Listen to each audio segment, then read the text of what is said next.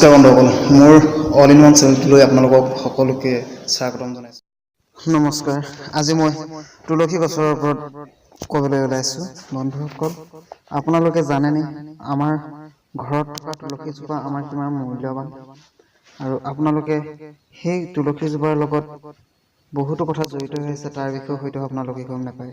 যদি গম পাব বিচাৰিছে মোৰ ভিডিঅ'টো শেষলৈকে চাই থাকক, আৰু যদি ভাল লাগে লাইক কৰিব, কমেণ্ট কৰিব, শ্বেয়াৰ কৰিব, আৰু মোৰ ভিডিঅ'বিলাক আগলৈকে যদি চাই থাকিব বিচাৰে তেনেহ'লে চেনেলটো ছাবস্ক্ৰাইব কৰি দিব আৰু কাষতে থকা বেল আইকনটো দবাই দিব।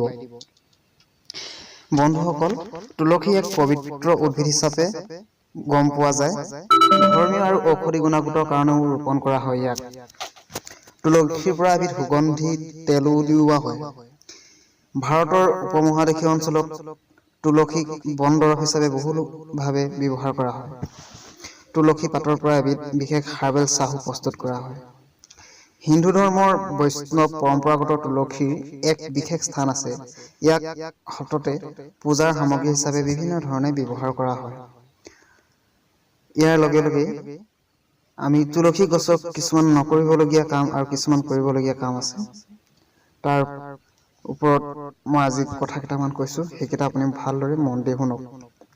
বন্ধুসকল, আপোনাৰ ঘৰত যদি এজোপা তুলসী আছে, সেই তুলসীজোপা যদি আপুনি সদায় পানী দিয়ে বা চাফ চিকুণ কৰি ৰাখে তেনেহ'লে কোনো আপত্তি নাই।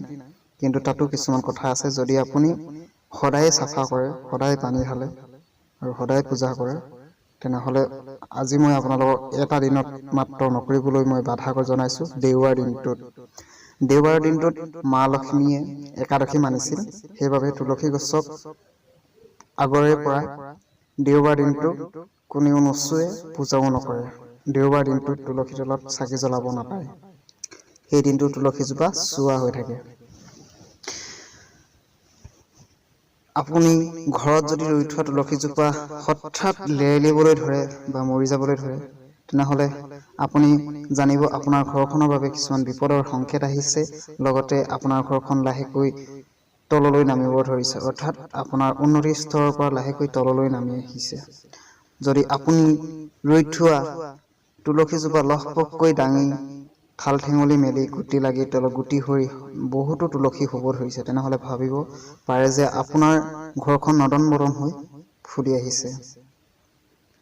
তুলসী গছক ঔষধি হিচাপেও আপোনালোকে ব্যৱহাৰ কৰিব পাৰে। আপোনালোকে হয় ঔষধ হিচাপে ব্যৱহাৰ কৰে, আপোনালোকে জানিবও পাৰে ঔষধক কেনেদৰে ব্যৱহাৰ কৰে।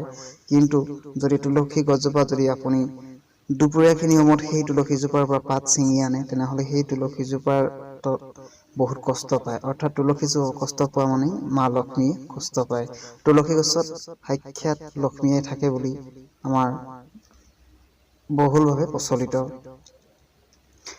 তুলসী গছৰ গুৰিত ভৰ দুপৰীয়া মা লক্ষ্মীয়ে জিৰণি লয়। সেইবাবে দুপৰীয়াখিনি সময়ত আপুনি তুলসী গছজোপাৰ গুৰিলৈ গৈ কেতিয়াও তুলসী গছজোপাক আমনি নকৰিব। তুলসী গছজোপাক আমনি কৰা মানেই আপুনি মা লক্ষ্মীক আমনি কৰা। আৰু আপুনি কেতিয়াও স্নান নকৰাকৈ তুলসী গছজোপা হাতেৰে নুচুব বা ঠাই টুকুৰা মচি নিদিব। আপুনি সদায় স্নান কৰি শেষ হোৱাৰ পিছতহে পবিত্ৰতাৰ মনেৰে তুলসী গছজোপাৰ পৰা পাত ছিঙিব আৰু আনকো ছিঙিবলৈ নিদিব। আৰু তুলসী গছৰ গুৰিত কেতিয়াও বাঁহনীৰে বা ঝাৰুৰে সাৰিব নালাগে। যদি সাৰিবলগীয়া হয় তেনেহ'লে তাত এক্সট্ৰাকৈ এটা সূতা বা সোপা থাকিব লাগে।